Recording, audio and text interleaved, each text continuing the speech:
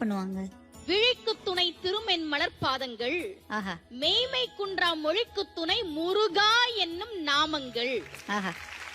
முருகான்றது ஒரு பேரு, ஒரு நாமம். இதுல அருணகிரியார் பாருங்க, முருகா என்னும் நாமம்னு சொல்லல, முருகா என்னும் நாமங்கள்ன்றார். இலக்கணப்படி இது தப்பு. ரொம்ப அழகா அதுக்கு பெரியவர்கள் விளக்கம் சொன்னாங்க. எதுவுமே தெரியலன்னா நீ முருகான்னு சொல்லு. ஏன் தெரியுமா? அது ஒரு பேரு கிடையாது, அது பெயர்கள். மூ என்பது முகுந்தனாகிய பெருமாளை குறிக்கும். ரூ என்பது ருத்ரனாகிய சிவபெருமானை குறிக்கும்.